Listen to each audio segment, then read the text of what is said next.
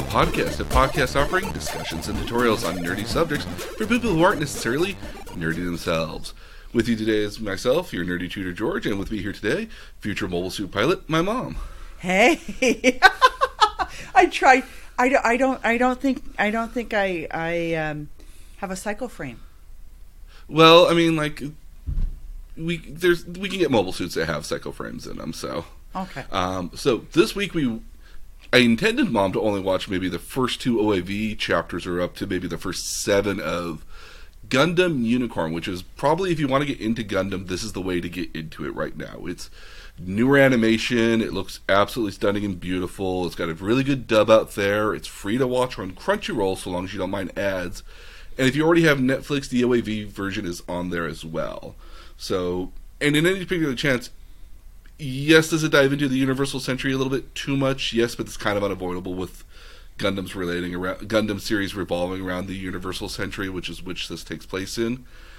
It's kind of like talking about U.S. politics without talking about George W. Bush or Obama.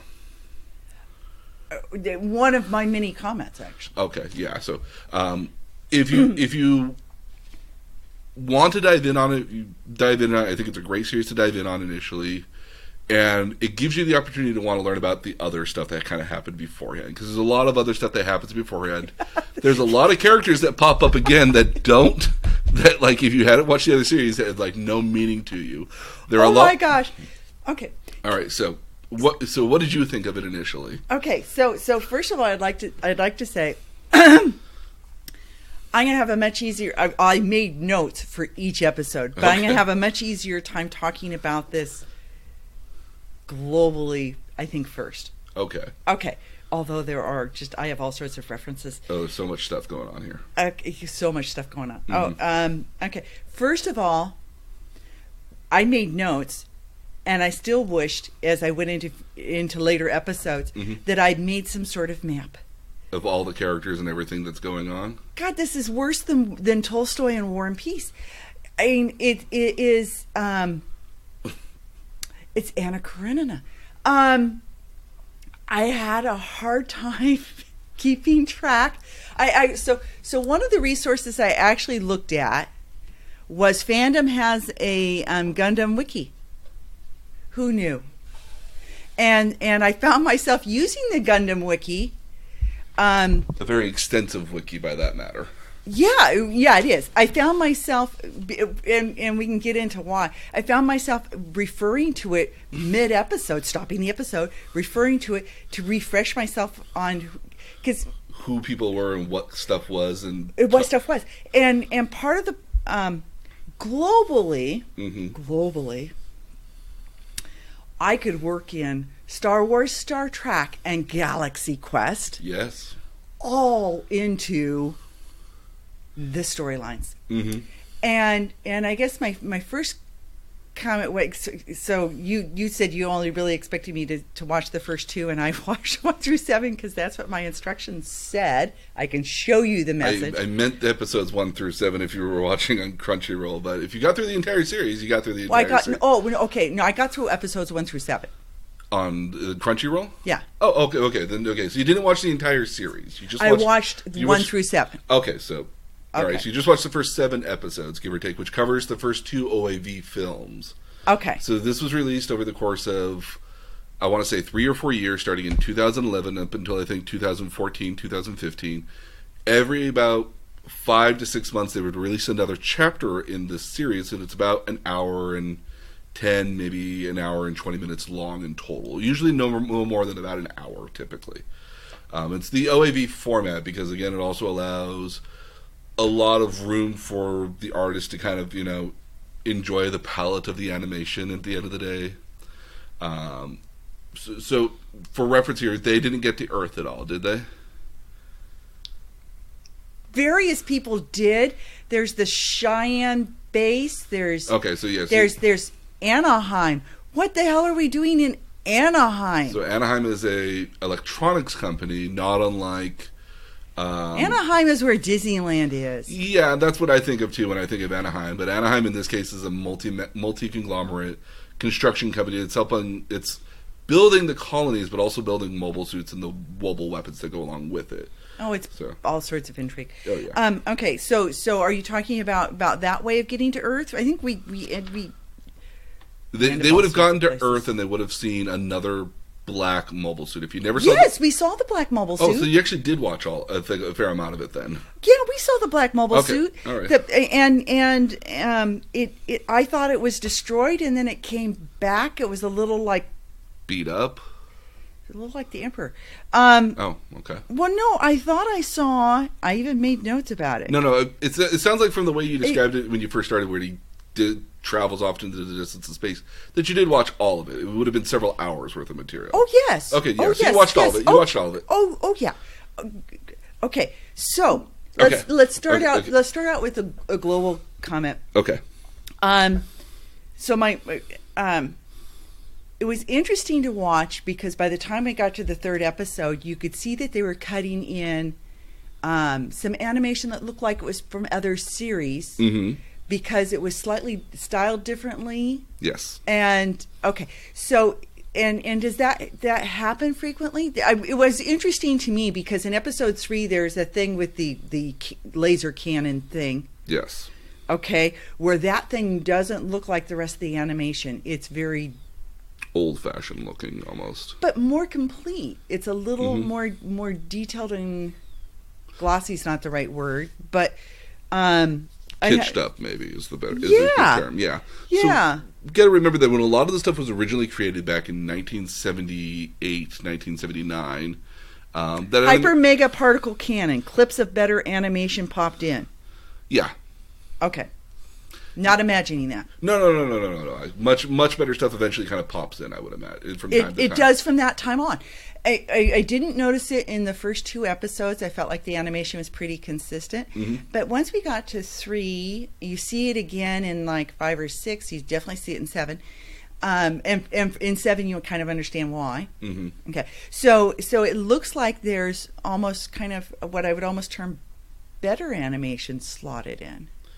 So for the re-release for it, they did add some more material in, because mind you, this is a series that came out in latest 2014 episodes. The original OAVs for like 3, 4, and 5 would have come out in 2012 and 13. Well, what I was watching said it was edited in 2016. Yes, so the re-release for it was okay. So they had some time and they added some more stuff in. Okay. So that's probably where you're seeing it from. Okay, so it seemed like there were some other sort of almost better, fuller, more complete animation segments. Sliced in. So that was an overall comment. Okay. I think I was expecting a delineated good and evil, and there's certainly evil characters. Evil characters, but no side's necessarily evil. Yeah, I was a little. It makes it hard to, especially towards the end, it makes it hard to root for people because to cheer characters on, because they kind of it's a little like watching Survivor.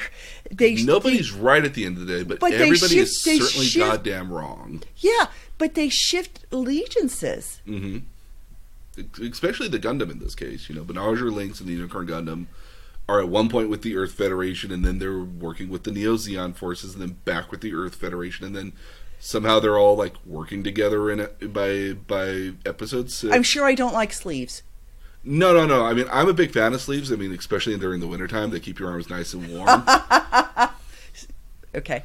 What you have to know is that there's also a term earlier in the Universal Century called the Pocket War. So like they do kind of they refer to that. Yeah, and they make some references to kind of stuff like that. 1 Year War, so they make some references to that occasionally.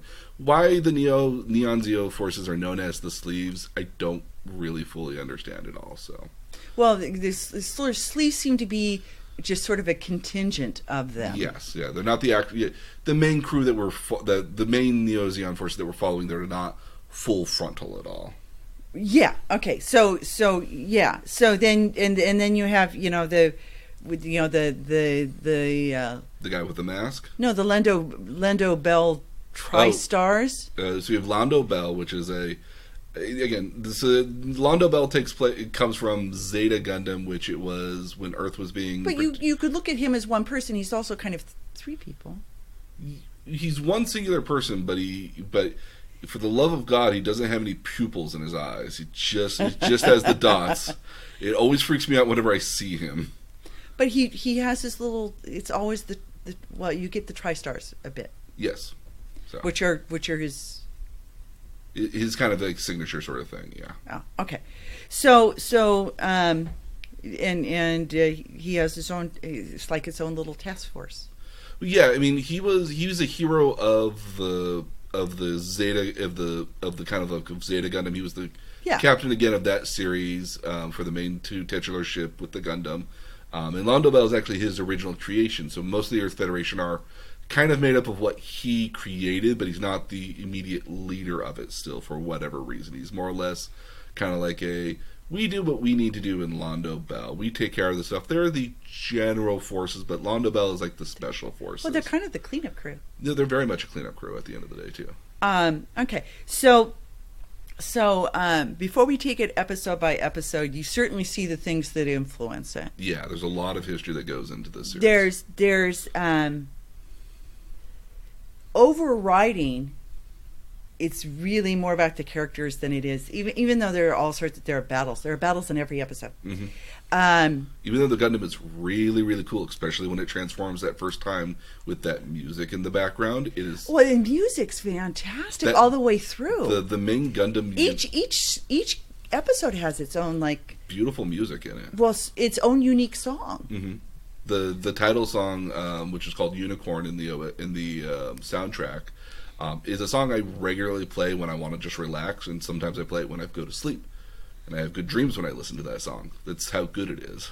Yeah. So the music's wonderful. Lots of a decent amount of it's a muted palette. Yes. But a decent amount of color. Mm-hmm. It is a muted palette. Yeah, because it's aiming for slightly more realistic in a lot of cases. Well, even beyond that, I kind of felt like some of it was muted so that you could reuse it easily. Yes. Because you can't, along with needing a map for the characters. I wish I'd had a flow chart because people are people's fathers and mothers and just okay. So along with that, I wish I had kept a chart of where we were. Okay. Because there's Industrial 7, which is the main colony that we start on. Okay, and then there's Axis. There are all sorts of other places. Yeah. And I'm getting lost in this universe. Lost because there's lots of reference to the Earth Federation, but we're not spending any a significant amount of time with people. Them. Go to Earth. They go to Texas. We all have to eventually get to Texas. And Cheyenne. And I guess an overriding question why this surprised me is, this is a Japanese animation. What are we doing in North America? You got to remember that kind of North America is kind of like Japan thinks is like a cool place at the end of the day. I mean, a lot of the stuff that we do here, they take and they kind of multiply. We don't go to Chile. We don't go to Zimbabwe. We go to North America. Yeah, I mean, again, look, a lot of our imports get to Japan eventually. I mean, like a lot of our culture gets exported to Japan anywhere from 5 to 10 years later in a lot of cases. So a lot of cases we seem like we're on the cutting edge of cultural society in a lot of cases to Japan. I mean, you got to remember that to them, one of the most sexiest things in the world is either a maid costume or a bunny girl. And both very American things. Well, very American things at the end of the day. And then again, they take a lot of influence. I can't necessarily speak to it taking place in America for those reasons, but I think a lot of it is being very Americanized as well. One part because it's kind of cool and foreign, so it seems certainly very otherworldly to them. Yeah. But it also, in a lot of later years, is also being kind of a strategy to entice Western viewers to want to have more interest in it as well. So, because I know a lot of Japanese companies now who do animation are recognizing that their anime is not just going to be for their Japanese society; it's going to be seen in a global theater. So sometimes if, you cater to the Americans, which are a very large conglomerate of that might be something of interest. I know there's some animes which are use the American kind of setting, kind of interesting. There's literally a show right now called Vinland Saga that's all about Vikings. Yeah, I just flashed him a look and you can't see it. Yeah, no, my mom had this like single eyebrow and I was like, WTF? And it's probably one of the best shows of 2019. Okay. That being said, again, we have like Full Metal Alchemist, which again doesn't take place in any sort of particular Japanese place, or European or American place, but it's definitely not Japanese in tone, in the characters, locations, and even the abilities. It's very steampunk, very Western. So there's that as well. Okay. So back to like global comments. I guess there's a lot of discussion of the waste of war. Yes. And I actually appreciated that. And there's scenes in which you see children, even on the ships. You see children featured as part of the collateral damage of war. Yes. And I wondered how much of that is sort of driven by their experience of war, in which certainly the atomic bomb is something that hit very innocent people. Mm-hmm. And then just the invasion of Japan probably devastated a lot of people who weren't in that conflict for that particular reason, or were just civilians in the conflict. They had no rationale for being in this war on any particular level. They were just so as much as this is about war, I actually found it's more about the people. I actually found it was very anti-war. Yes. A lot of the Gundam series have trended that way within the last decade or so. That a lot of it's really kind of. I think it's also kind of our global emphasis on war in the last decade as well that has really kind of soured us on the notion that the main character, one of the main characters here, Audrey, is very much a pacifist. She doesn't want to be in the fights, and the only reason she's doing any of this or leveraging her own name is just to get to that point. Okay, but now that you bring up Audrey, okay, which again it is a mention toward Audrey Hepburn, and she has that look. Yes, that was an intentional nod. But like everybody else, mm-hmm. She's not really Audrey. No. This is a recurring theme too. Yes, that people are not who they truly are. Or you don't know the full picture of who they are beforehand. They turn out to be somebody like there's like references to other people, and part of this goes to I have a global frustration with, because I didn't know the past. I was on you were having to Gundam Wiki quite a bit, trying to figure out, is this a character I forgot, because I watched them in pretty rapid succession. Mm-hmm. Is this a character I forgot, or have I never reference to somebody else? And there was that both in terms of battles that had taken place, in terms of people who suddenly appeared that everybody knew and were already incorporated in, and to sort of other worlds. So and people aren't necessarily who they appear to be. There were a couple of people that were kind of that way. There's even Audrey, who was later I do want to mention here that there is spoilers for Gundam Unicorn here at the end of the day. Well, I don't know that we have to. We don't have to necessarily outright spoil it. I mean, yeah. The homework. My intentional homework was the first 2 episodes of the OAV, which covers a lot of ground. And basically, if you watch those 2 episodes, you get the impression of what Gundam is at the end of the day. Oh, I watched 1 through 7. It's okay. Okay. You did not mess up on any particular level here. Okay. So other because I don't know that we want to ruin it by going episode to episode. Yeah. Yeah. Right. I don't want to spoil what the Laplace box is. I won't mention that. Did you understand what the Laplace box was at the end of the day? I believe I did, because it's a big deal. So it did things. Okay. So let's start there. Okay. I'm listening to them talk about what the box is and what the box isn't and what it might be, and I'm flashing on the Omega 13 from Galaxy Quest. Yes. Because they don't know what the Omega 13 is going to do. They don't know if it's going to flash forward time or set back time. It's going or to if destroy it's the going to universe. explode, what it's going to do. As it turns out, it saves the day because it sets time back 13 seconds. It's just one of the theories of what it can do. And so, and I am a big Galaxy Quest fan, obviously. Yeah. Very good show.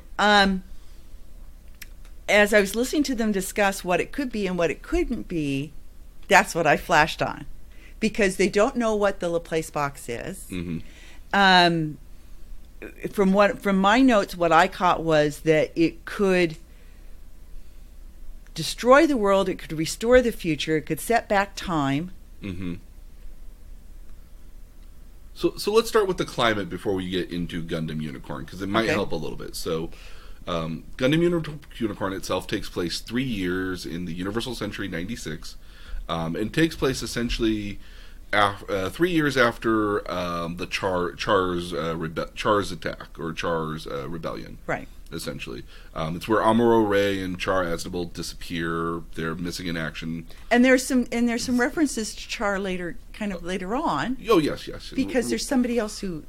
We'll talk about Full Frontal. Okay. By this point here, there's not a lot of fighting that's happening. The Neo-Zeon forces are being quiet, but you have to realize that in the climate of the universe here, that space Nords are kind of considered like American colonists almost, where they were again like in the Earth Federation is kind of like British forces at the end of the day. They don't hate each other at the end of the day, but one side is clearly not allowing them to participate in government and have their own say in their own lives, and that's clearly not letting them be autonomous. Yeah, and that's part of the problem that the colonists would prefer to do, because they really are very autonomous at the end of the day, with the exception of a few bits that they're getting from Earth versus they're sharing a lot more stuff from Earth. And so the beginning of the show actually features the space station known as Laplace, and by this point here, the station is actually blown up after with the very literal beginning of the Universal Century. Literally minutes into it, the station is blown up. And the Vist Foundation, which is a big player in this story. And there are several Vists. There are several Vists.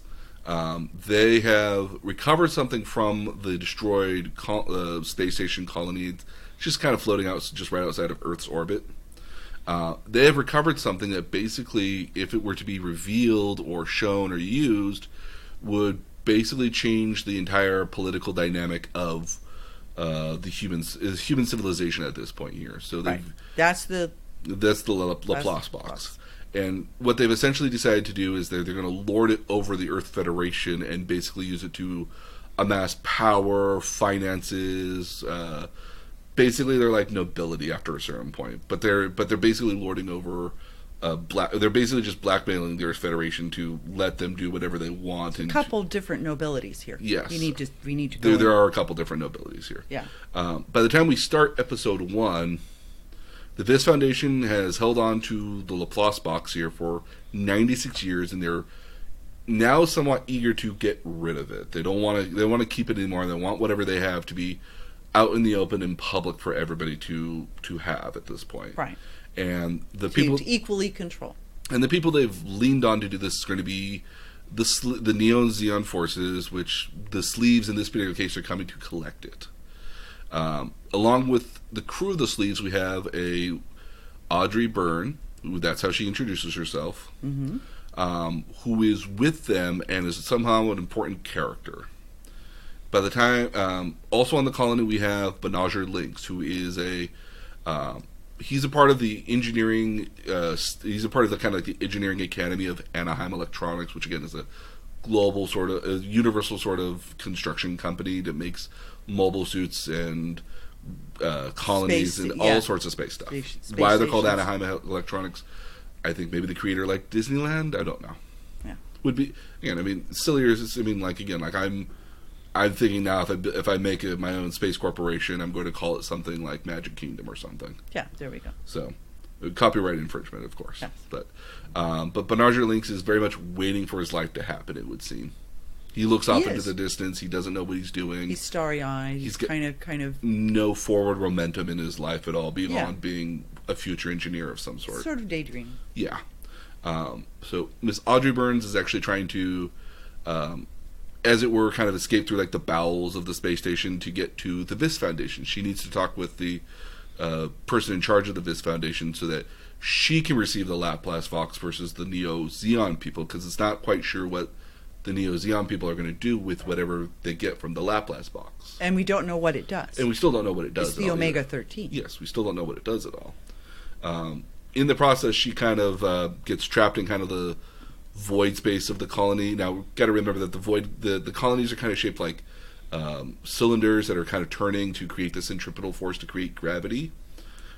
So if you were to look up, you'd see the other part of the colony, maybe a forest or lake or like office buildings or something above you. It's the China syndrome. Oh, okay. Where China syndrome was a term that was coined when we had nuclear plants. Oh, okay. And the idea was you could burn all the way through the core and see China at the other side. Ah, okay, yeah, okay, yeah, makes perfect sense. So, yeah. So she's kind of in the middle right there, where there's not a whole lot of gravity, but gravity's going to start taking effect on her very shortly, and as a process, she'll plummet to the earth as if she fell off a building. Yeah. But Naja saves her and agrees to help take her to where the Vis Foundation is at. They initially call the colony builder portion because they're constantly building out these colonies. They call it the snail. I don't know why, but he agrees to take her there because she really needs to get there. Along the way, they are met by some of the agents of the sleeve, the Neo-Zeon forces, and they're able to escape them. By the time Audrey gets to the Vis Foundation, the Vis Foundation agrees that chairman agrees that I will talk to you about this because I know who you are. Yeah, he does. But Naja Links, you can go back to doing your studies. Yeah. And mind you, he's 16. Naja Links. Yes, he's 16 in that particular age range, right around there again. He's also probably born during the 1 Year War, much like Audrey, who's also 16 at this time as well. Yes. It's a very teen thing. Saved by the Bell in space. Oh, I don't know if we would ever have a Screech in this sort of situation. Yeah, you don't. There is actually no comedy elements in this at all. Yeah, it's almost entirely super serious the entire time. It's not even snark or sarcasm. Well, a little sarcasm. There's a little sarcasm here and there, but I mean, not much. No really good snark. No, we just came off of a series with a lot of snark in it. So yeah. By this point here, the Vis Foundation is now speaking with the captain of the Sleeve ship, and they're discussing the giving up of the Laplace box, essentially. Yep. But Earth Federation forces have arrived to the colony, chasing after the Sleeves, and the Sleeves think, "Oh my goodness, we've been found! Attack!" There's a lot of that. As very reactive people on. Very reactive, yeah. But it kind of does show that, like, who knows who shot the first shot at the end of the day. Well, okay. So this is back to there are really like 3 different forces. Yes.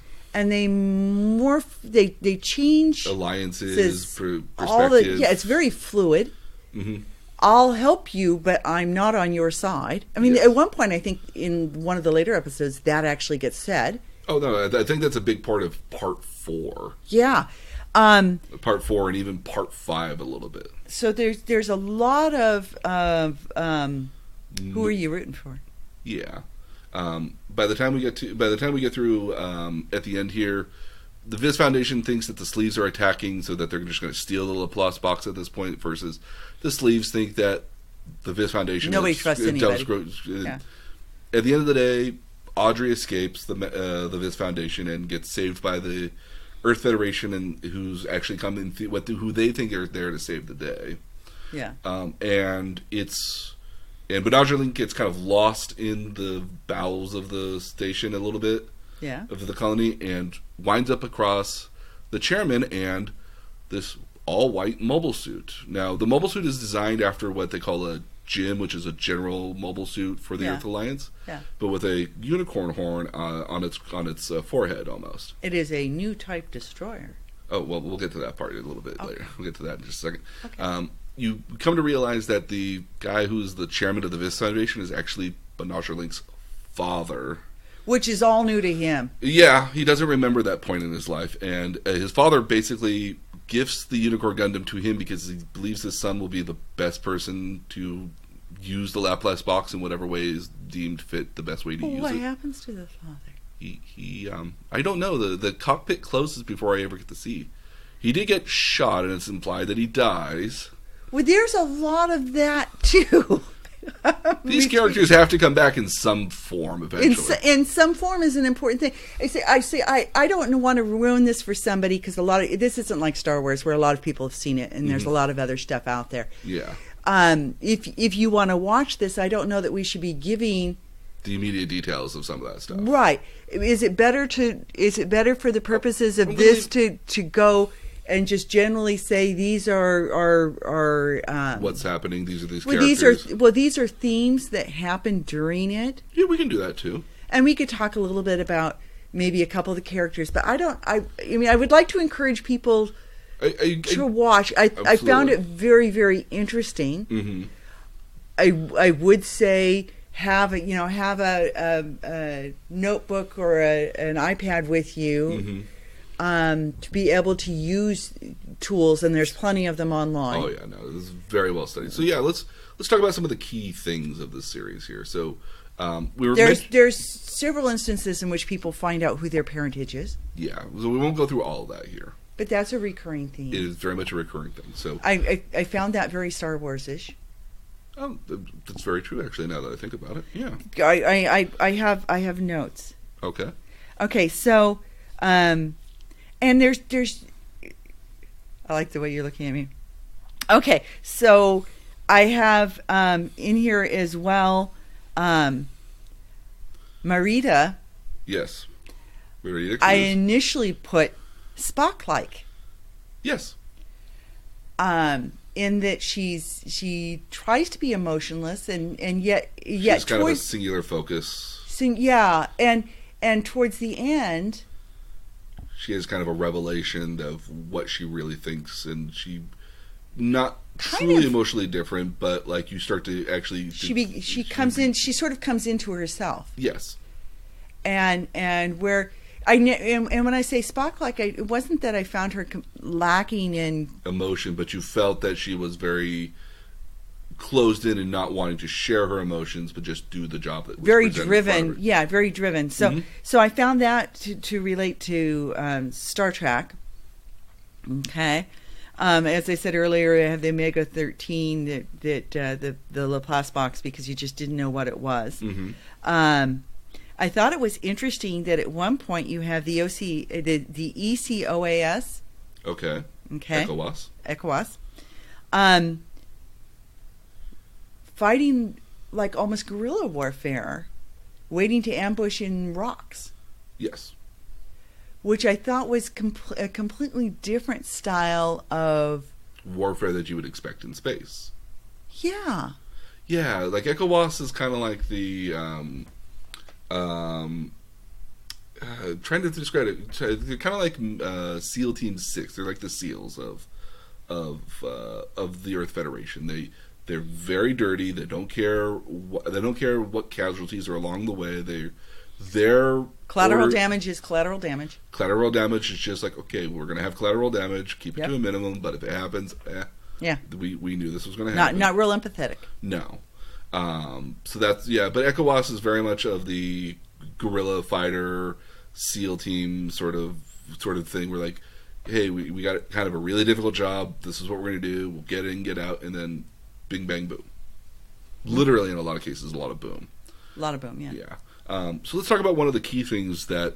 Well, I want to talk about the Gundam, but I want to talk about an element of the Universal Century that actually comes up in other Gundams as well. Okay. And this is the idea of what is a new type.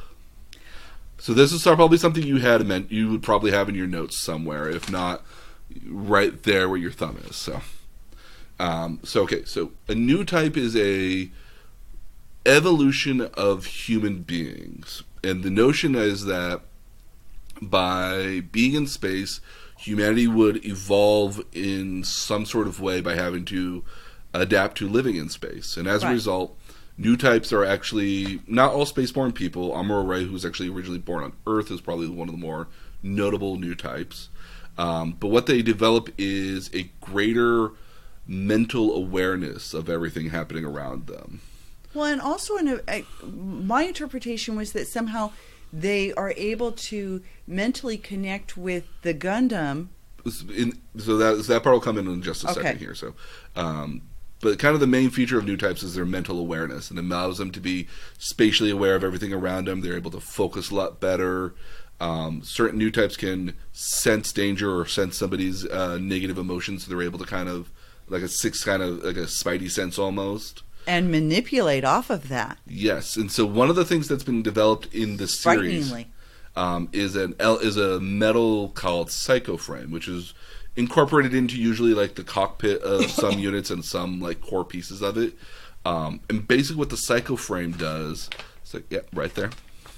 What psychoframe does is actually just kind of amplifies the connection with the pilot, so it allows you to kind of directly kind of help maneuver the mobile suits here without actually direct input into it in some cases.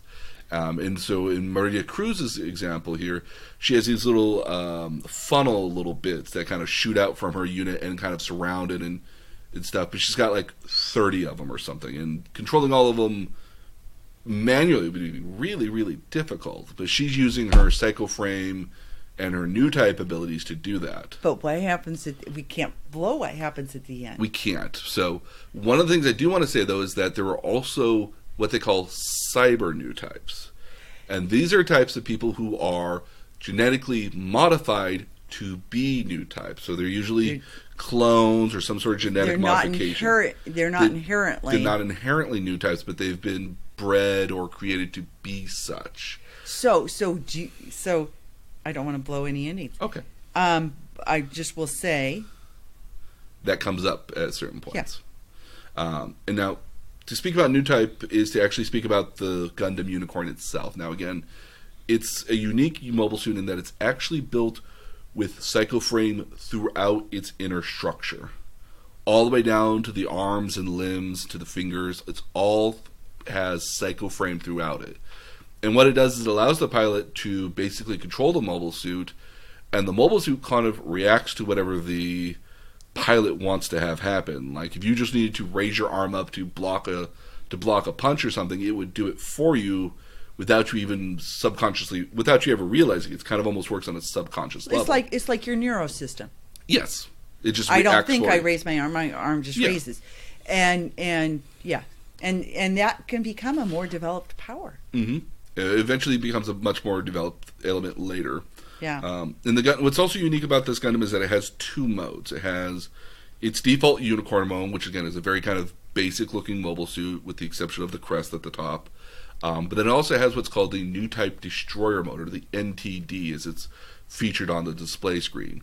And what this does is it actually turns off all the limiters of the suit so that it's not holding back at all. And the armor itself begins to expose the psychoframe underneath it. So it spreads open and expands. It makes it a little more broader shoulders, longer legs, chunkier arms. It lights up a little bit. And it reveals the psychoframe underneath it, which is this glowing kind of red, pinkish sort of hue.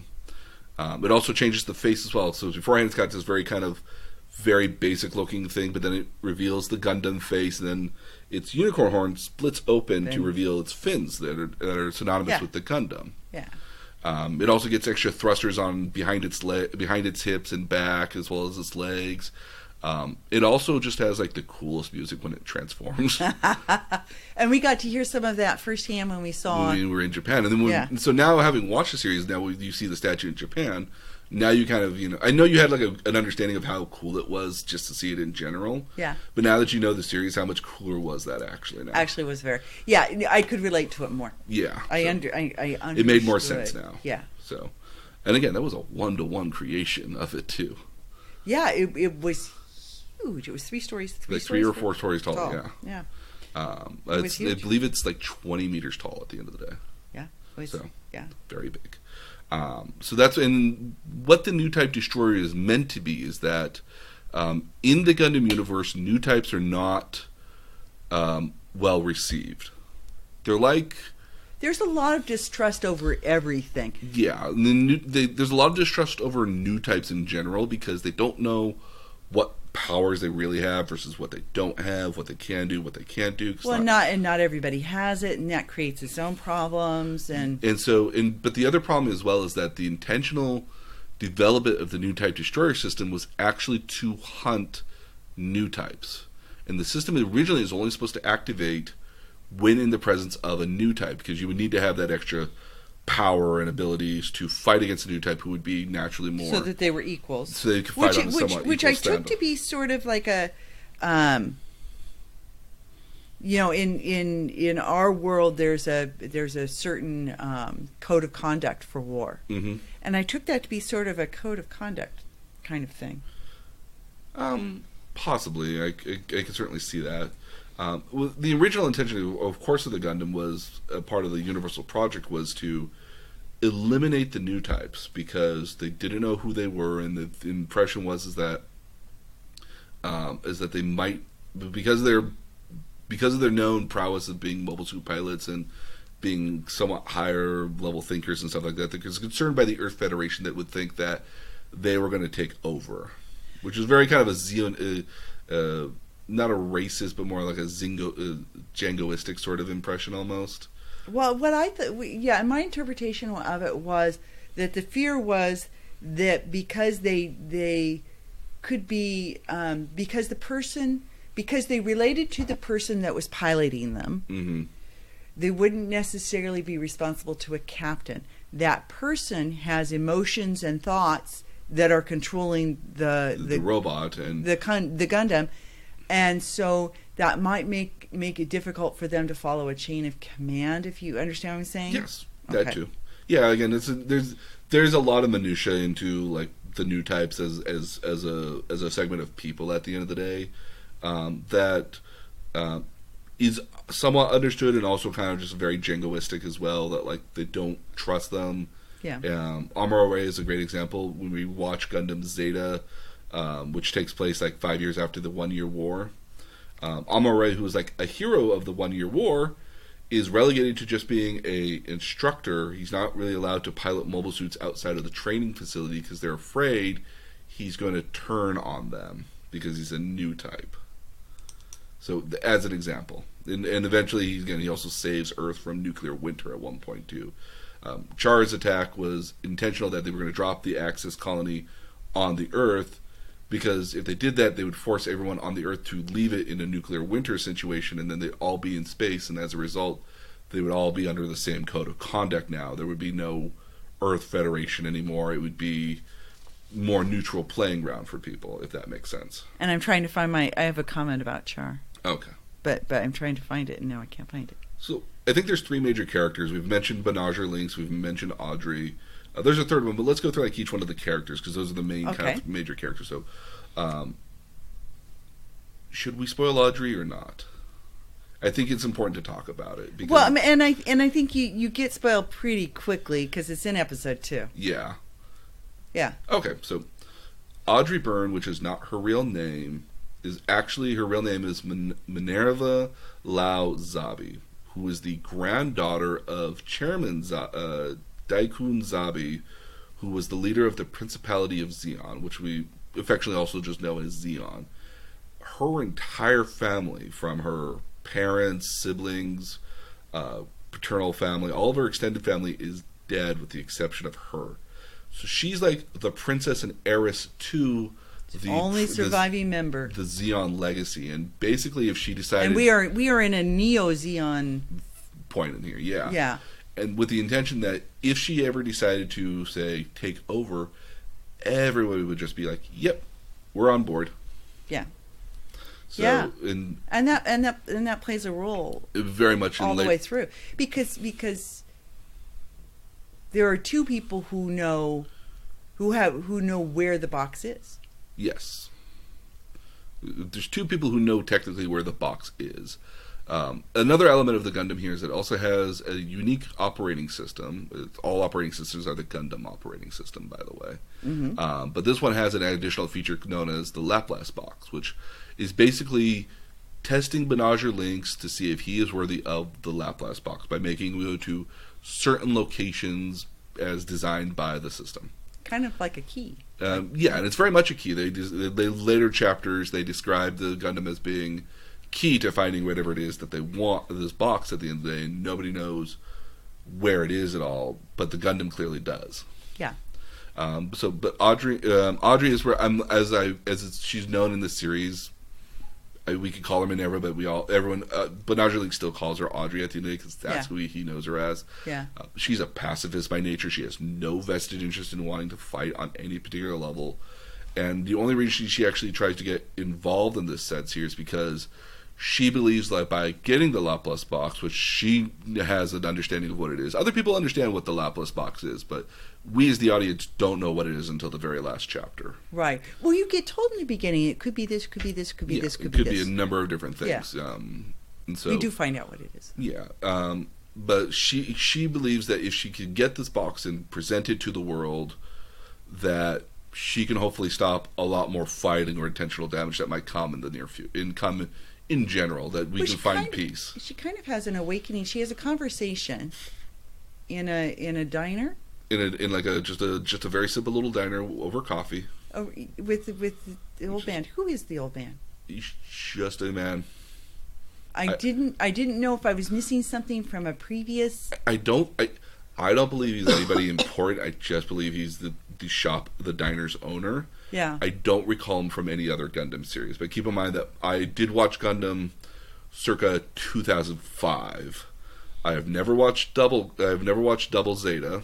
Okay. I've watched Zeta part way through, but never finished it. So I don't know if he's a key character of any sort of particular sense. I don't recall him being one, though. I found that conversation helped her more or less kind of work through her feelings almost. Yeah. I thought that was pretty pivotal. It's an interesting character too, that like being this like heiress to this lineage that on one side you're like their hero, you are their champion, you are their you are their you're their Princess Leia. Yeah. Versus another realizes that like your mere existence threatens everything. Yeah. You cannot be allowed to survive. You should not be allowed to. So that's Audrey Byrne. We get to Benager Links. I don't know if you could call him a good guy because he's just too nice of a person at the end of the day. But he's clearly throughout the entire. He's all for lack of a better word, an all-American, clean-cut, blonde-haired, blue-eyed boy. But he's got brown hair. Brown hair? It's kind of... It's brownish. Brownish. He is a good guy. He is a good guy. There is, at no particular point throughout the series can you say that Benager Links is not a good guy trying to just make sure everyone is safe and doing well.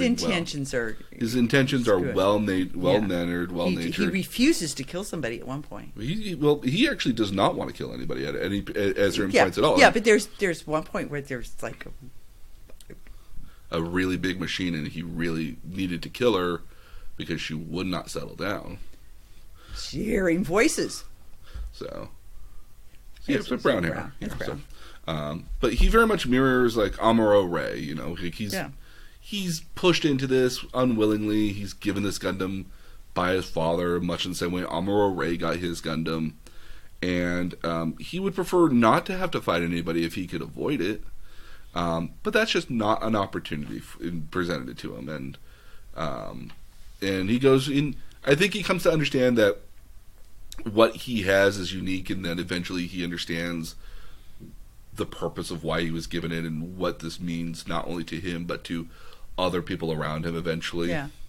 And he eventually kind of accepts his destiny, as it were, almost as it's been presented to him at this point. And the two of them very much bond, and if you think about it, it makes so much sense because they both come from backgrounds in which there's a great deal of expectation for both of them based on who their parentage is. The parentage and lineage is, yeah. Very much in the same vein of like one of our most recent Star Wars stuff, actually. I have that in here. Oh, excellent. And then the last character... Ren Darth. Oh, very much, absolutely. The last character I want to talk about is Full Frontal. Yeah. So, Which I refer to in here as FF. So, Full Frontal is known as quote unquote the second coming of Char Aznable, or the second coming of the Red Comet, which was Char Aznable's nickname. Yeah. He is a cyber new type, so he's a genetic recreation of Char Aznable, and by his own belief, he has inherited the will of Char Aznable. At certain points, this is very much a Ren thing. Yes, because Ren very much believes that he has inherited the will of Darth Vader and of the Empire. Yeah, and I found them very much mirroring each other. Even to the helmet and masks? Yeah. He's got that thing over his feet. He's got this mask over his face that he even admits he doesn't care to wear at all. But he wears it because the people respect him more when he wears it. It's like it's expected. Yes. Yeah. It separates him. He's our primary antagonist, and his deeds are his deeds are worthy at the end of the day. By that I mean his rationale and logic is on point. He's doing what he believes is the best thing. And you know who reminded me of there? Thanos. Yes, Thanos, absolutely. Because Thanos, thought he was saving the world by killing half of it. Because and his logic makes perfect sense. And I found at the end of the story that was a good analogy. Yeah, absolutely. No, again, I mean, Thanos, I think Full Frontal really does believe what he's doing is the right thing, and yes, is it morally right? No, but it's the right thing for his people that his people need at the end of the day. So he doesn't care about the morality. Well, and at one point, he and Benager actually go through they revisit history. Mm-hmm. They go through kind of a history at one point. Sort of a weird time warp thing. Yeah, that was bizarre. Yeah. Interesting, though. It actually explained a lot for me. Oh, okay. Good. All right. But no. So he's the main antagonist. We have other antagonists that are a part of the Viz Foundation because he's the one you can boo hiss. Yes. Yeah. There are elements of the Viz Foundation which are not in agreement with giving up the Laplace box again because they have used it and lorded it over the Earth Federation for so many years that it's given them so much power, prestige, and finance. It's a threat. Yeah. It's a blackmail. It's extortion. Yeah. Yeah, absolutely. How Ukrainian? But those are the main things I think you need to know going into it here. Again, knowing kind of the politics a little bit here. What were some of your other questions you had? Because you've got pages. I've got pages. I guess my other less questions and more. There seems to there is all fair in love and war because early on you have two Gundam going up against one. Yes. Which seems to me an unfair fight. Mm-hmm. Okay. So and that seems to be. Again, you fight a war with what tools you have in front of you. Okay. And so it does, at the end of the day, if you get out alive, you get out alive. It doesn't matter whether you brought a bigger gun or a smaller gun.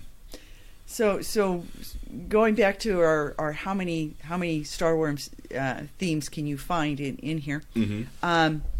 Spirits come back. Yes, they do. Spirits come back and talk to you. Spirits save the day. New type abilities have been somewhat related to the Force.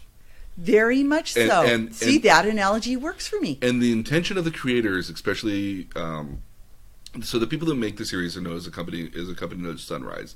They make a lot of great mecha shows. One of my favorite ones is Code Geass, which has also got a movie I'm working my way through right now. But the series as a whole, Sunrise has very much said that they're intentionally vague about what new types can and can't do. That they relate it to the Force as far as what it can and cannot do. And if we've seen the most recent Star Wars movies, that lines up pretty well, doesn't it? Well, and then there's the whole thing about what can cyber new types do, and versus how do they genetic? Yeah, and how do they do? I sort of think of rather than genetic, sort of inherent. It's sort of inherent in you. right? Absolutely. Okay. So I thought that was it. I thought that was an interesting our inherent new types. So in people who sense the Force better than cyber. I think of sorts that question gets asked. Or at least gets posed, I think. Gets posed, yeah. Yeah, like is a genetic new type better than a genetic new type that just naturally evolves humanoid versus a genetically modified individual, which is technically better at the end of the day. And I would agree. I think that is left intentionally vague, with the understanding that like it's kind of a wink and a nod that the proper new types are the better ones. That genetic new types are pretty darn close, but not quite there. Okay, so some other things that were interesting. You do see a lot of sort of traditional samurai themes. Yes, I find and impossible to consider that you wouldn't. But there's Deguza. He sacrifices himself. Yes, he does. He literally sacrifices himself to buy more time. Mm-hmm. So the Banjo can get away. Get away, yes. And he sacrifices himself, and it reminded me of... This is the guy from ECOWAS, right? Yes. Yes. Okay. Yes. And another one of those things I had to look up on the fandom site. Mm-hmm. Because there's a backstory to him. Oh, yes, yeah. So he sacrifices himself, and I found it very much akin to Obi-Wan. Doing the same thing for Luke. Yeah. Exactly. No, yeah. Very good analogy. Okay, so I found that being very similar. Yeah. I think an overriding thing is, in some ways I found it difficult to keep track of where I was and which ships did which things because they're plentiful. Yes, they're very, very plentiful. And so keeping track of which affiliation they were associated with was a bit of a challenge for me. Going into it. Yeah. So again, I think had I had a chart of all the characters, that you might be able to keep track of it better. And I'm actually fairly certain that that's out there on the internet somewhere. Yeah, they have like a character map sort of with like arrows that go to different people and they kind of explain the relationship with different people. I can see if I can find one to put up on the blog for people who want to watch the series so they can try to follow along. I think that might have helped. No, absolutely. There are a lot of side characters that I found very intriguing. I liked Bright. Bright Noah is very cool. Yes, he from the original Gundam. Yeah. And so there were characters that I found very interesting. Lonnie for me was an interesting sort of throw in. Yes. And now I have to go Google who Lonnie is real quickly so I can remind myself. Episode 4, Shambio's pilot. She's following her father. She hears her father's voices. She kind of loses it. Oh, okay, Lonnie. Okay, now I know who you're talking about. Yeah, no, her parents. Yeah, no, she's got issues. She's got issues. Yeah, lots of issues stashed underneath the bed. Yeah.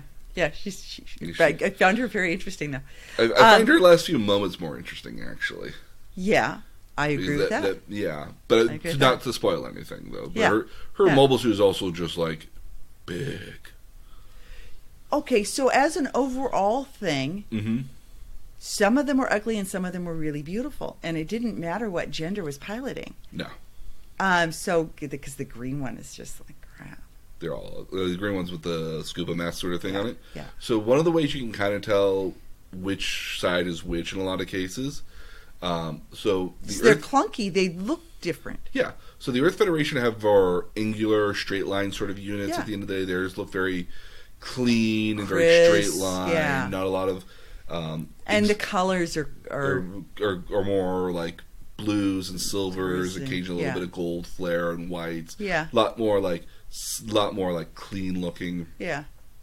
As are the Xeons, choice, mobile suit of choice is a Zaku, which has got these round sort of legs and arms. This like spikes on the shoulder. There's no shape to it. It's got no waist. No, it's got these tubes, and it's also got the single modular eye that moves around. It's always ever so creepy when you see it moving. One of my favorite elements from that is that they don't, as like the Earth side carries beam sabers, which are like lightsabers for all extensive purposes. Yeah. The Zaku's carry a heat axe, which is a lightsaber axe, as best as I can describe it. Yeah. And again, I mean, and it's how you can kind of differentiate the two different sides at the end of the day. One looks chunkier and beefier. They don't have nearly as many color palettes on there. They're usually just a singular color, if not a little bit of black and gray in there. Ugly. Okay, all right. So they're ugly. I mean, not everyone can be pretty. I know, but I thought it was interesting. Mm-hmm. The gender of the pilot didn't really matter for the mobile suit. No, I mean, not like the Nobel Gundam, which is one of those Gundams that I showed you last week. Had the clearly feminine look to it. Like all these Gundams are just beefcakes at the end of the day. Yep. Yeah. So I found that interesting. Mm-hmm. And I guess my last comment to sort of close this out is that it helps to realize that if you see them as episodes, they're part of a movie, because they don't stop and start smoothly as episodes. No, that's very true. Yeah. You keep wanting to see a to be continued sign, because it almost feels as if there wasn't an ending card or credits at the very end of it, that you would just keep on going right to the very next episode. You could watch it as a long, like 4 or 5 hour movie. There were places where it stopped and it seemed like really disjointed, and then of course the next episode picks it right up. Mm-hmm. But they don't stand alone, I guess, is my message here. No, yeah, you can't watch. This is very much a series you have to watch in order. They're certainly bundled, so that there's a every single one of them has a battle of some sort. In it. So they're sort of bundled so that you have conversation development, battle, surprise. Yes, some new revelation. Yeah, and so each one of those, because they're about 25 minutes long. Yes. Each episode goes conversation revelation, some conversation to character development, battle, revelation. Mm-hmm. And then the next one picks up at where that revelation takes you. And so there's certainly a rhythm to them, but they don't work alone. No. They do flash back onto previous series, which if you're not familiar with previous series, that's where it can be a little bit of a hindrance. Yeah. Well, I actually found though the fandom wiki is very complete. Yeah, it was very complete. Gives you a lot. So I would stop and just like bring myself. I've had a hard time pulling myself away from the Gundam Wiki on several occasions. Like you just keep wanting to read it and read it and read it. It's well done. It's well done. It's very well curated. It's not unlike Wookieepedia, although Wookieepedia has a lot more speculation in a lot of cases because this seems there's so very much material. But Gundam has a lot more. Is very straightforward. It's very well done. Yeah, I found it very straightforward. As a contrast between the two. Because I went back and read about Char, because Full Frontal, at one point in one of the later episodes, it's kind of revealed that Full Frontal has the will of Char. Yeah. And you're like, well, who the hell is that? But Char's got a kind of a cool story on its own, right? Yeah. Oh, yeah. No, without a doubt. That he's actually the son, is actually what his real name is at the end of the day. And that he exchanged it for something else so he could do horrible stuff, but actually isn't on the side of... his character is so unique. That's what I loved about Char in a lot of ways, that his character is very much a lie, that he is what he is, but to a greater purpose at the end of the day. That he's just such a great character that, like, you don't know most of the stuff. And actually, if you want to follow... Well, that's where I kind of felt like he was like Thanos. If you actually want to, you can watch Gundam The Origin, which is on Crunchyroll. Mm-hmm. I think it's coming to Netflix eventually, but I know it's on Crunchyroll right now. Tells the story of Char and how he became who he was, and things he had to do in between then, because they hint about it throughout the original Gundam series, but they don't outright say it at all. Yeah. And the origin is very much the same way how Gundam Unicorn takes place. It's a series of OAVs over the course of a couple of years. And so it presents the story up until the start of Gundam. And I think a lot of us are really hoping that they were, not that they're going to redo Gundam at all, but that they're going to do a prettier version of the 1 Year War. Okay. In the same way that they did the movies, because the movies were cut up versions of the original episodes they strung together out. And I think you could do an OAV of the original Gundam series that would be in line with what they've been doing with a lot of more Gundam series and a lot of other OAV series as a way to... Because a lot of the Universal Century stuff takes place in OAVs now. They don't take place on television anymore. Okay, or so very rarely. So is what I watched pretty typical of one of these little series? Very much so. Even almost down to like you start in space, you go down to Earth for a little bit, and then you come back up to space. Yeah. Because it all goes back to space eventually. Well, and this one goes in between different episodes, goes up and down. Well, you by episode 3 you find yourself on Earth. But episode 4 and 5 are on Earth. And episode 6 literally starts them going. Episode 5 ends well, with you've them always got spaceships, though. Always spaceships happening. Yeah, always spaceships. But I mean, wherever the Gundam is at this point, Gundam Unicorn was meant to be an homage to the original Gundam universe, with the original Gundam series in a lot of ways, as a lot of shows using the Gundam have tried to mimic in a lot of ways. George Lucas originally described when he was making Episode 1 that it was a mirror to what was happening in A New Hope. So the Phantom Menace had a lot of elements that were very similar to mirroring A New Hope at the end of the day, down to the fact that like Anakin pilots a ship and he blows up the big battleship that stops the bad people. Yeah. And Luke pilots his X-wing and destroys the Death Star to stop the bad people. Yeah. Luke loses a right arm to a Sith. Anakin loses a right arm to a Sith. Yeah. You get to see the Emperor with lightning. You see the Emperor with lightning in Episode 3 and Episode 6. Like he meant those movies to be parallels to the original. Yeah. And Gundam Unicorn does a good job of it. Now there is a follow-up movie for Gundam Unicorn as well. I believe it's like Gundam Unicorn Side Story or something of that nature. Mm-hmm. And they introduce another Gundam. Oh. Or at least like 3 more, I think. And while I won't spoil it, you do see the original Unicorn Gundam at one point, but and you do see Benager Links there, but he doesn't do anything. So, would you recommend this to somebody who's interested in getting into this? I would. I would. If you had an interest, yes. I think again, having some sort of pre-knowledge of what they are would help. Mm-hmm. I felt a little lost at times. Yeah.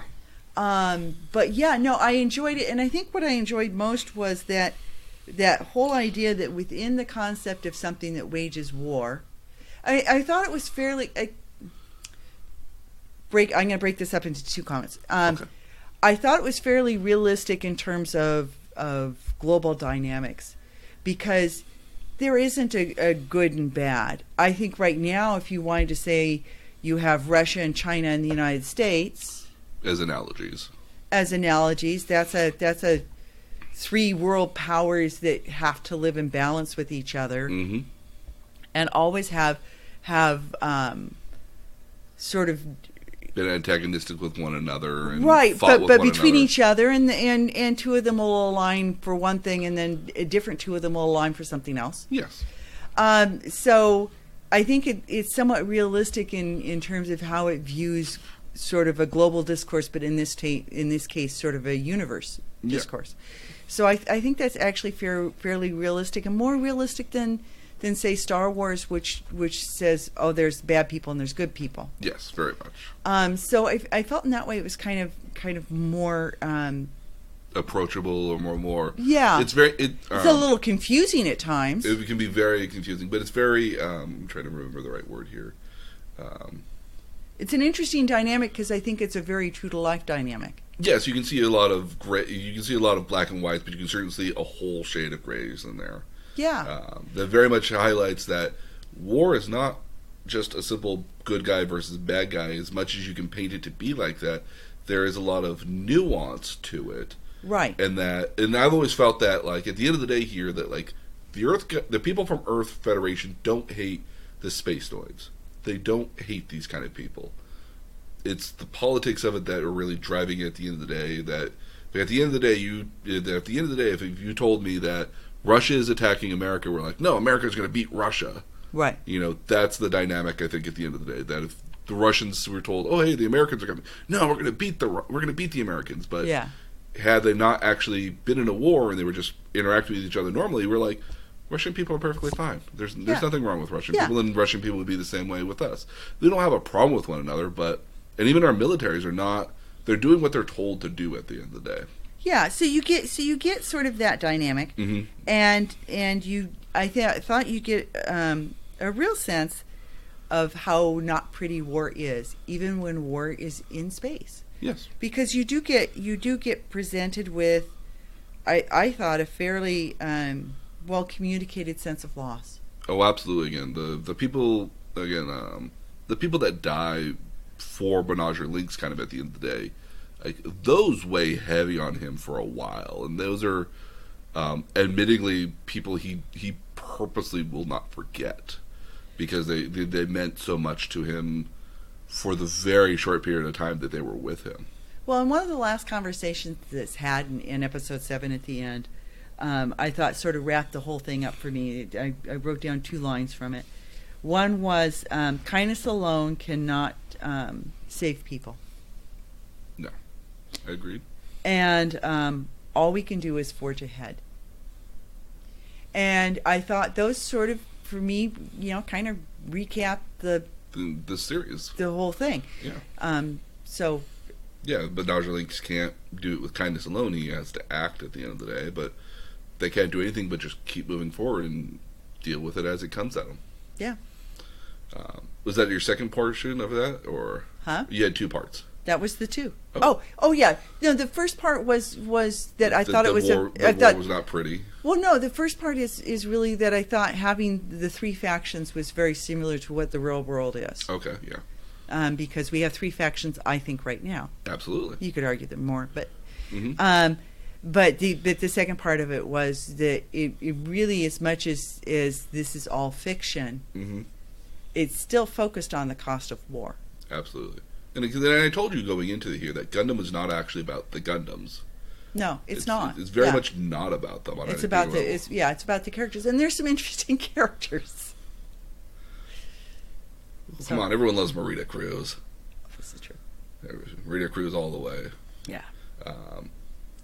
Again, I always love the fact that Gundam, I think, gives us an opportunity to have a conversation about topics that we normally wouldn't want to talk about. And definitely topics that have the ability to be about something very close to home without it actually being that, and then giving it and making it so that people don't see, a certain flag or a certain denomination of people or anything like that. It isn't preachy.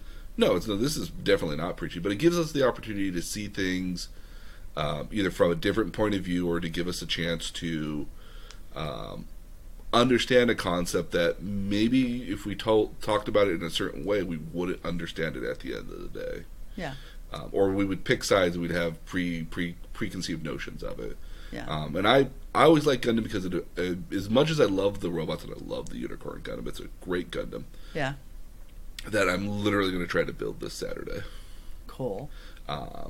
It's just going to be, again, Gundam just gives us this is what I love about anime. It gives us the opportunity to talk about stuff that, had we been introduced to it, we'd have a lot of preconceived notions and a lot of biases that I think we would already have. But if we watch it as an anime, we're presented to it not from the front side, we're presented from a different side that allows us to think about it critically and differently, and gives us the opportunity to have those kind of and beyond thoughts. that, aside from the fact that it is woefully lacking in humor. Okay, yes, it is lacking in humor. It's entertaining and engaging to watch. Absolutely. So we still have some Gunpla to build. Yep. And unfortunately, we're not going to do that next week. What are we doing next week? Next week we have a review of an event that's happening on Sunday. Oh, this Sunday is the WWE's Royal Rumble. Yep. And a lot of people who watch pro wrestling don't, they'll stop after WrestleMania. They'll maybe continue a little bit after WrestleMania, but they'll usually stop after the first month or so. Myself included from time to time. Yeah. And they will start back up during the Royal Rumble because that's when WrestleMania season starts. And we're going to get another 30-man over-the-top battle royale.